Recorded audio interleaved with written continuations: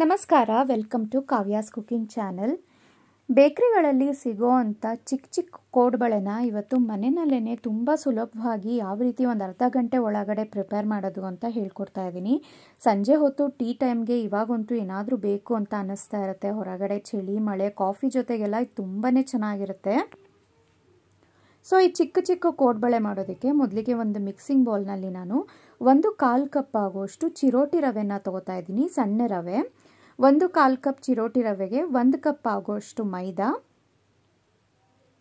ಹಾಗೆಯೇ ಇದಕ್ಕೆ ಅರ್ಧ ಕಪ್ ಆಗುವಷ್ಟು ಅಕ್ಕಿ ಹಿಟ್ಟನ್ನು ಸೇರಿಸ್ತಾ ಇದ್ದೀನಿ. ಇದಕ್ಕೆ ಖಾರಕ್ಕೆ ಎಷ್ಟು ಬೇಕೋ ಅಷ್ಟು ಅಚ್ಕಾರದ ಪುಡಿನ ಸೇರಿಸಿ ನಾನಿಲ್ಲಿ 2 ಸ್ಪೂನ್ ಆಗೋಷ್ಟು ಸೇರಿಸ್ತಾ ಇದ್ದೀನಿ.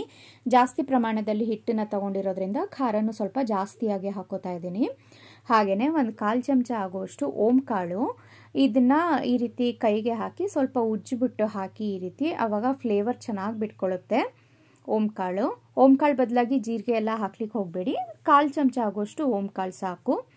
ರುಚಿಗೆ ತಕ್ಕಷ್ಟು ಉಪ್ಪು, ಹಾಗೆಯೇ 1/4 ಚಮಚ ಆಗುವಷ್ಟು ಅಡುಗೆ ಸೋಡಾ ಸೇರಿಸ್ತಾ ಇದ್ದೀನಿ. ಇವಿಷ್ಟನ್ನು ನೀಟಾಗಿ ಒಂದ್ಸಲ ಮಿಕ್ಸ್ ಮಾಡ್ಕೋಬೇಕು. ಇವಾಗ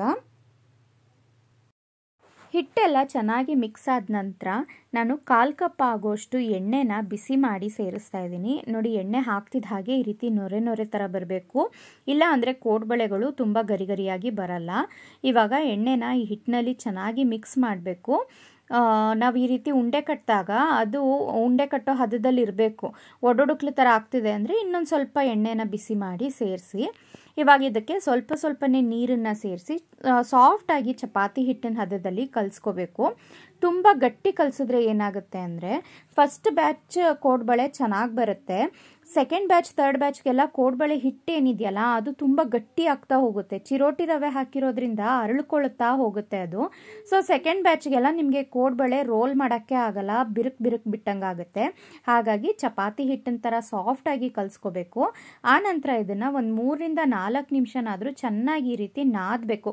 ನಾವು ನಾದ್ತಾ ಇದ್ದ ಹಾಗೆ ಅದು ನಮಗೆ ಕೈಗೆ ಹಿಟ್ಟು ಅಂಟ್ಕೊಳ್ದೇ ಇರೋ ಥರ ನಾನ್ ಸ್ಟಿಕ್ಕಿ ಹಿಟ್ಟಿನ ಥರ ಆಗುತ್ತೆ. ಕೈಗೆ ಒಂಚೂರು ಅಂಟಲ್ಲ. ಆವಾಗ ನೋಡ್ತಾ ಇದ್ದೀರಾ ಅಲ್ವಾ, ಈ ರೀತಿ ನಾನ್ ಸ್ಟಿಕ್ ಆಗಿ ಬದಲಾಗುತ್ತೆ.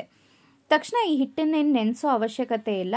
ಕಲಿಸ್ಕೊಂಡಿದ್ದ ತಕ್ಷಣ, ನಾದ್ಕೊಂಡಿದ್ದ ತಕ್ಷಣವೇ ಒಂದು ಸಣ್ಣ ಗಾತ್ರದ ಉಂಡೆನ ತಗೊಂಡು ಕೋಡ್ಬಳೆ ಆಕಾರದಲ್ಲಿ ಈ ರೀತಿ ಮಣೆ ಮೇಲೆ ರೋಲ್ ಮಾಡ್ತಾ ಇದ್ದೀನಿ ನಾನು. ಚಿಕ್ಕ ಕೋಡ್ಬಳೆ ಆಗಿರೋದ್ರಿಂದ ಸ್ವಲ್ಪ ದಪ್ಪದಾಗೇ ಇರುತ್ತೆ ಚಿಕ್ಕ ಕೋಡ್ಬಳೆ. ತುಂಬಾ ತೆಳುವಾಗಿ ಮಾಡ್ಕೊಳ್ಳಿಕ್ಕೆ ಹೋಗಬಾರ್ದು. ಇದನ್ನು ನೋಡಿ, ಈ ರೀತಿ ರೋಲ್ ಮಾಡ್ಕೋತಾ ಇದ್ದೀನಿ ನೀಟಾಗಿ.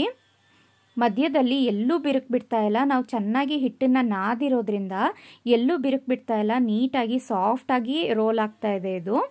ಇವಾಗ ಚಿಕ್ಕ ಕೋಡ್ಬಳೆ ಒಂದೇ ಸೈಜ್ಗೆ ಯಾವ ರೀತಿ ಮಾಡೋದು ಅಂತ ನೋಡ್ಕೊಳ್ಳೋಣ. ನೋಡಿ, ಇಲ್ಲಿ ನಾನು ಯಾವ ರೀತಿ ವಿಡಿಯೋದಲ್ಲಿ ತೋರಿಸ್ತಾ ಇದ್ದೀನಿ ನೋಡಿ. ತೋರ್ಬೆರಳಿಗೆ ಈ ರೀತಿ ರೋಲ್ ಮಾಡಿರೋವಂಥ ಹಿಟ್ಟನ್ನು ಒಂದು ಸುತ್ತು ಈ ರೀತಿ ಸುತ್ತಿ ಎಡ್ಜಸ್ನ ಸೀಲ್ ಮಾಡಿದ್ರೆ ಆಯಿತು. ಒಂದೇ ಸೈಜ್ಗೆ ಎಲ್ಲ ಪುಟ್ ಕೋಡ್ಬಳೆಗಳು ರೆಡಿ ಆಗುತ್ತೆ. ನೋಡಿ, ತೋರ್ಬೆರಳಿಗೆ ಈ ರೀತಿ ರೋಲ್ ಮಾಡ್ಕೊಳ್ಳಿ ಅಷ್ಟೇ. ತುಂಬಾ ಸಿಂಪಲ್ಲು.